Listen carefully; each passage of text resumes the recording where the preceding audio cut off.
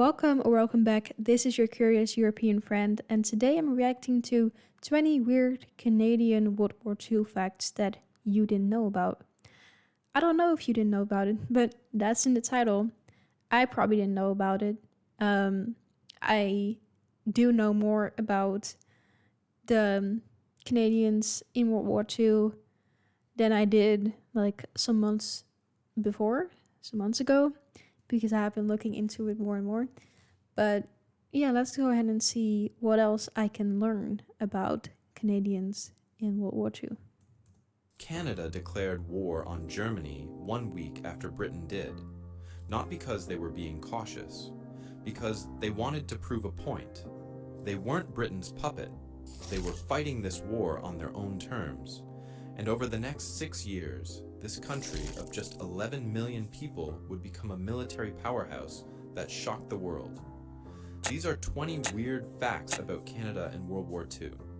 And buried in the madness, a spy school that inspired James Bond, soldiers called zombies who never left home, and German prisoners of war who ate better than the Canadians guarding them. Number 1. Canada trained almost half of all Allied pilots. When war broke out, Britain had a problem. You can't train pilots when enemy bombers are flying overhead every night. So they looked across the Atlantic. Canada had wide open skies, endless prairies, and was thousands of miles from any Luftwaffe base. The British Commonwealth Air Training Plan turned Canada into the largest pilot factory on Earth.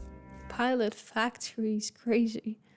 By 1945, over 131,000 aircrew had graduated from Canadian training schools. Pilots, navigators, gunners, wireless operators. President Roosevelt was so impressed, he called Canada the aerodrome of democracy. Here's the kicker. Future Prime Minister Lester Pearson actually ghost-wrote that famous phrase for Roosevelt. The president just signed the letter. Number 2, Canada ended the war with the third largest navy on the planet.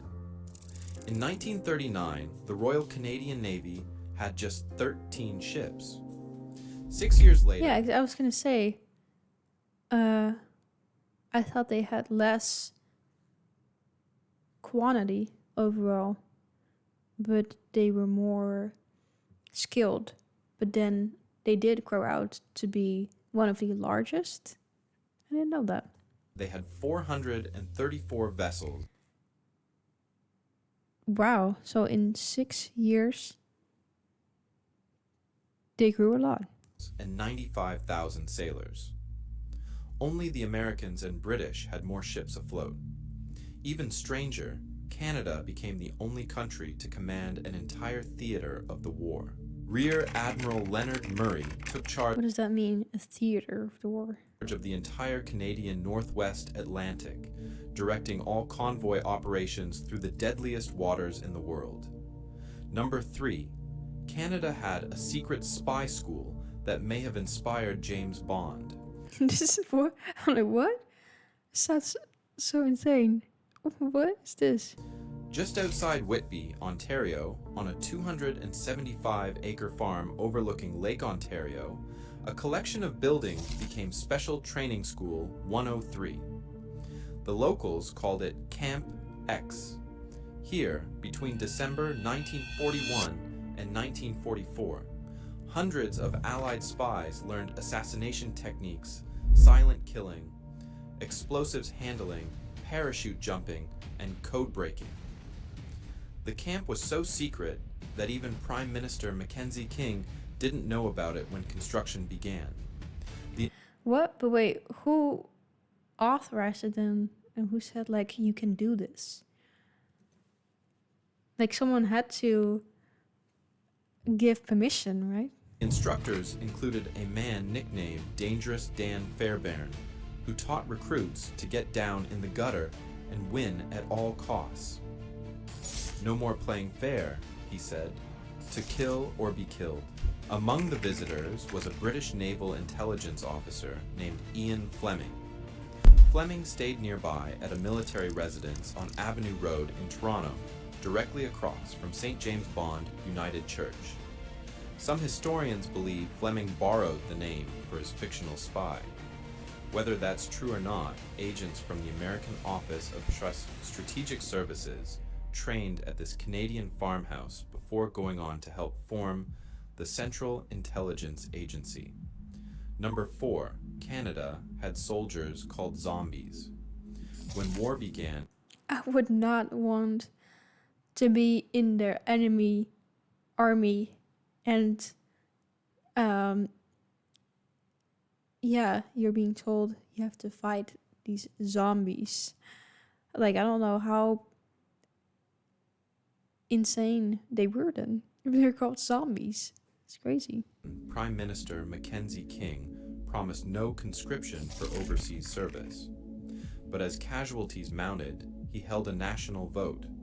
The result split the country down the middle.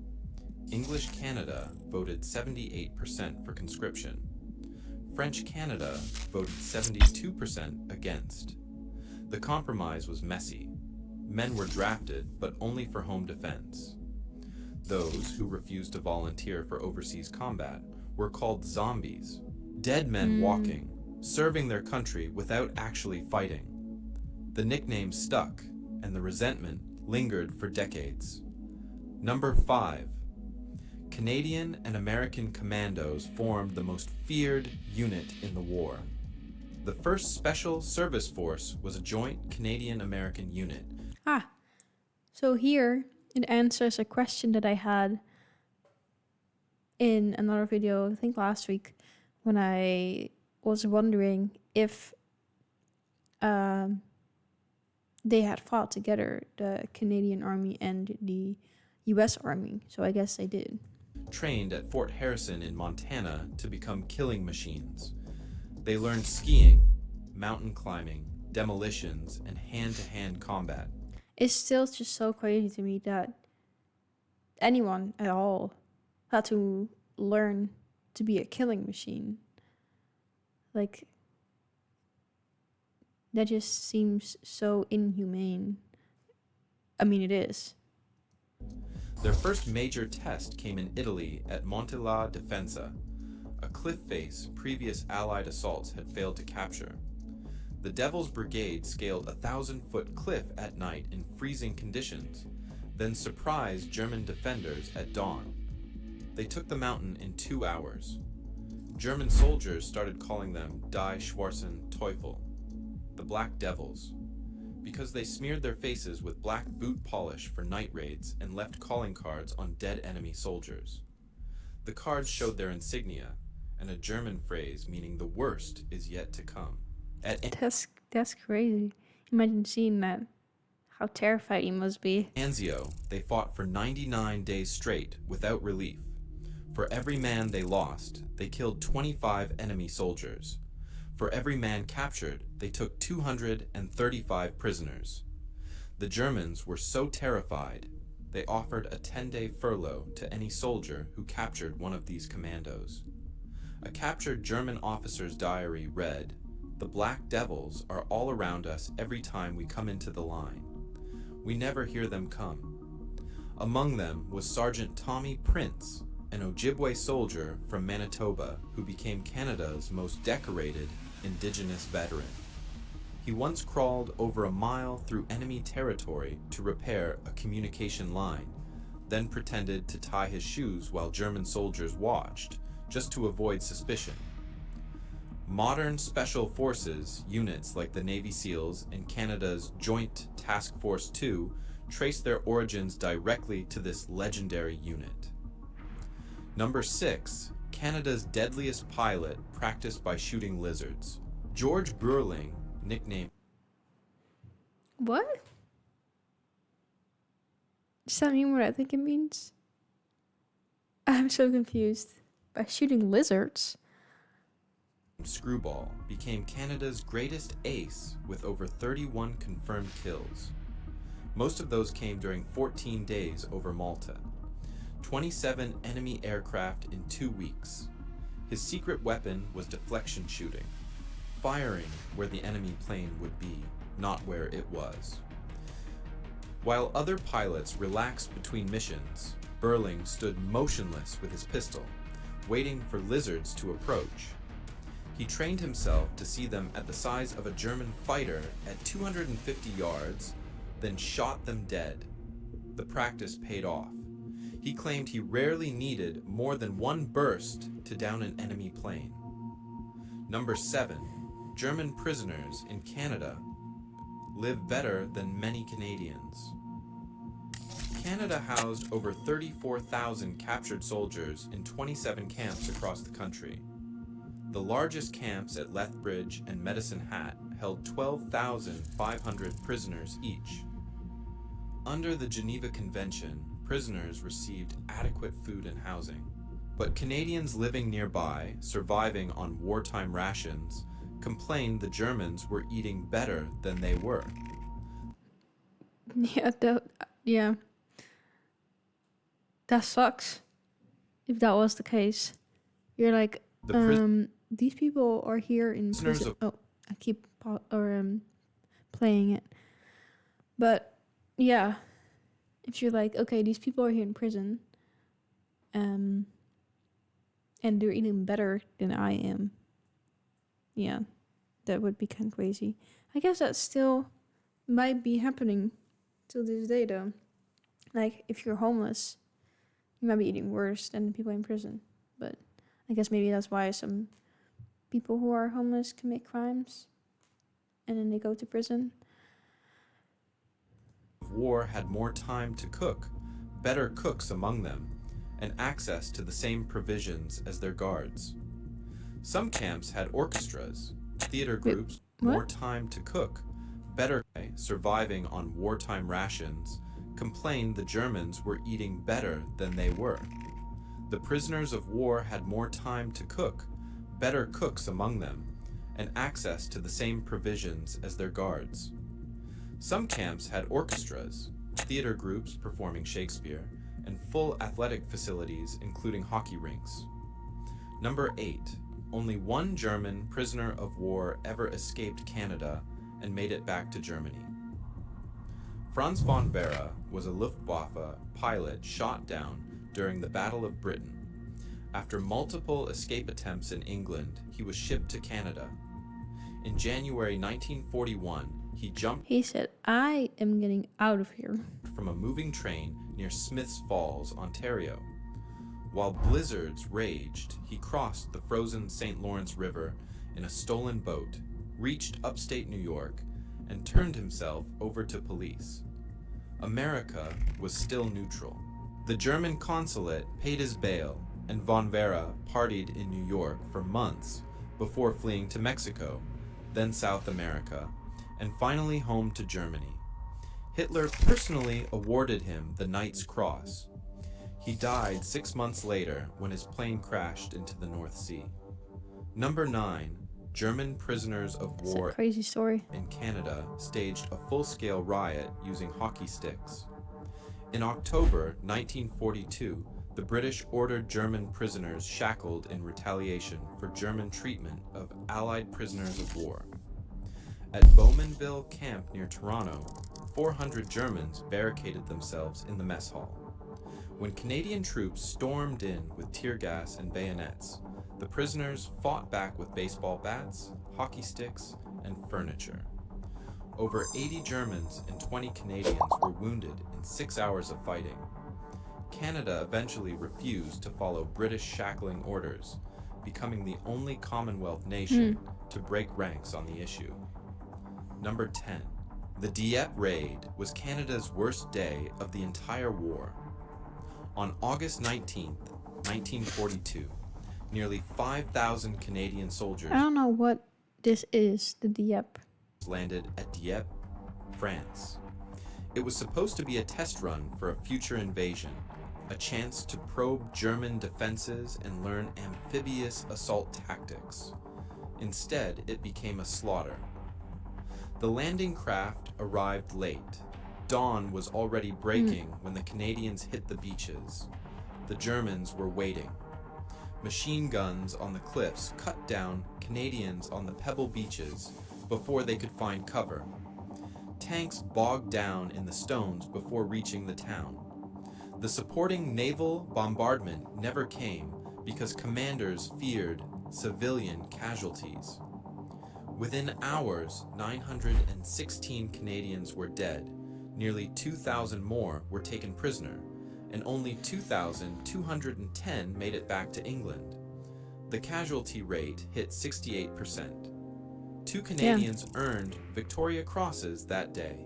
Lieutenant Colonel Cecil Merritt led his men across a bullet-swept bridge again and again. Chaplain John Foote spent 8 hours on the beach under fire, dragging wounded men to safety. Both were captured. The painful lessons learned at Dieppe would later save thousands of lives on D-Day. Allied commanders realized they needed specialized tanks for beach assaults, floating harbors, and overwhelming fire support.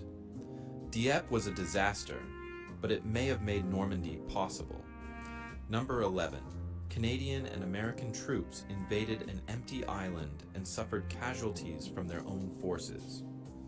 In August 1943, 35,000 Allied soldiers, many of them Canadian, stormed the Aleutian island of Kiska to drive out Japanese forces. There was just one problem. The Japanese had secretly evacuated 2 weeks earlier. Nobody told the invasion force. In the fog and confusion, the soldiers shot at each other. 21 men died from friendly fire and booby traps. Oh no. I was like, yeah. I was already thinking, I didn't want to say it yet because I wanted to play out, but I was like, friendly fire. But they didn't know that the Japanese weren't there anymore, and then they were shooting at each other. Oh my god. That sucks. The enemy wasn't even there. Number 12. Canadians invented modern urban warfare tactics while fighting on Christmas. The Battle of Ortona in December 1943 pitted Canadian soldiers against elite German paratroopers in brutal house-to-house combat. The Canadians developed a technique called mouse-holing. Instead of fighting in the deadly streets, they blew holes through the walls of buildings and advanced from room to room. German defenders never knew where the Canadians would appear next. The tactics pioneered at Ortona are still taught in military academies today. Number 13. Legend has it that German prisoners turned themselves back in after escaping because they ran into a grizzly bear. At Ozata Camp in Alberta, several prisoners reportedly broke out and headed into the wilderness. They quickly discovered that the Canadian Rockies were more dangerous than any prison camp.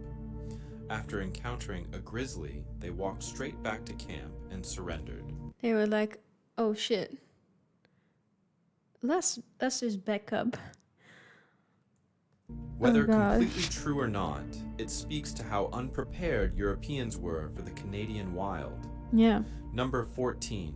A German U-boat crewman tried to escape a Canadian prisoner of war camp using a homemade hot air balloon. Carl Rabe at Lethbridge, Alberta, made 4 separate escape attempts in 1943. One involved a 24 by 10 foot balloon he constructed from camp materials. He never made it out successfully, but you have to admire the balloon. That was a late reaction, but what? Creativity. Number 15. The largest prisoner of war escape attempt in Canada involved a 150-foot tunnel. At Angler Camp on Lake Superior in April 1941, German prisoners dug for months, creating a tunnel complete with electric lights tapped from the camp grid and a trolley system for moving dirt. 28 men got out before guards discovered the breakout. Most were caught within days. 2 made... Oh my god. That sucks. I'm laughing, but it's really just... It's not really funny, but... Just imagining, like, you're doing this whole elaborate plan, you're planning it, then you're digging for months. Then you think, oh my god, we made it, we're out. And then you're just captured within days. Made it all the way to Medicine Hat, Alberta, before the Mounties nabbed them on a freight train. When they returned to camp, the commandant congratulated them. As a sportsman, he said, "I salute you, number 16." The author of Charlie and the Chocolate Factory trained at Canada's spy school.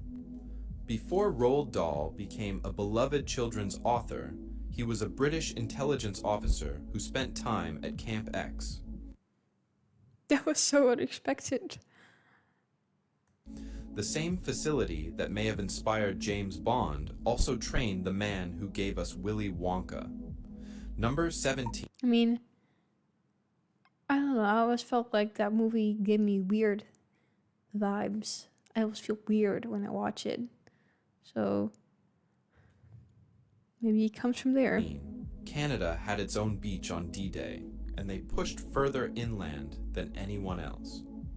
On June 6, 1944, the 3rd Canadian Infantry Division stormed Juno Beach in Normandy. German machine guns and mines killed hundreds in the first hour. One company lost half its men before reaching the seawall. But by nightfall, the Canadians had advanced further inland than any other Allied force. The Americans, the British, nobody matched them that day. They just kept pushing. Number 18. Yeah, did know that. Canadian paratroopers helped determine where the Iron Curtain would fall. In the final days of the war, the 1st Canadian Parachute Battalion raced to capture the German town of Wismar before Soviet forces could reach it. They succeeded, preventing the Soviets from pushing further west. The spot where Canadians and Soviets met that day became part of the eventual divide between East and West. Number 19. A Japanese submarine shelled Canadian soil. Oh. And most Canadians had no idea. In June 1942, a Japanese sub surfaced off Vancouver Island and fired shells at the Estevan Point Lighthouse. It was the first enemy attack on Canadian soil since Confederation. The lighthouse keeper and his family hid in the woods while shells exploded around them. The government kept it quiet to avoid panic. Most Canadians didn't learn about it until years later. Number 20. Some German prisoners loved Canada so much, they moved back after the war.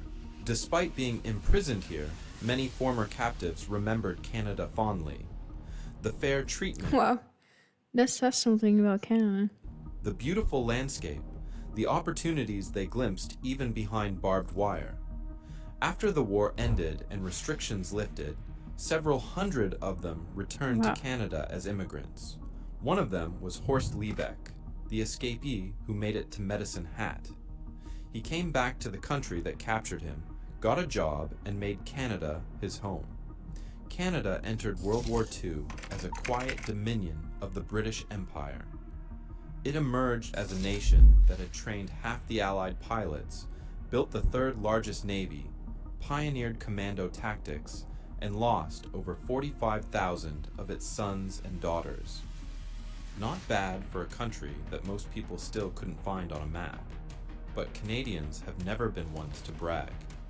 They just got the job done and went home. Yeah. Well, I want to talk about that last thing because that kind of surprises me. That the German prisoners, went back to Canada. Not because I obviously think Canada is a great country from these videos that I've watched, but I would think that maybe when you're a soldier and you're captured there, that you would have bad memories, and maybe trauma tied to those places. But the fact that they went back to Canada, got a job there, and lived there, that made that their home, says a lot, I think, about Canadians and Canada as a whole. The fact that they chose to go back. That's, wow. I didn't know that. I wonder, is there anyone watching right now, maybe coincidentally, who did that? And let me know in the comments because I'm really curious about that. Well, I guess family of people who did that. I don't know how old you would be right now, but yeah, anyone who knows anyone who did that, yeah, really curious about that. And yeah, I think this was a great video to watch. Learned a lot more. 19 more things, I guess. I feel like the only thing I already knew was the D-Day one, because I watched a video about that. So as you can see, I learned more and more through these videos.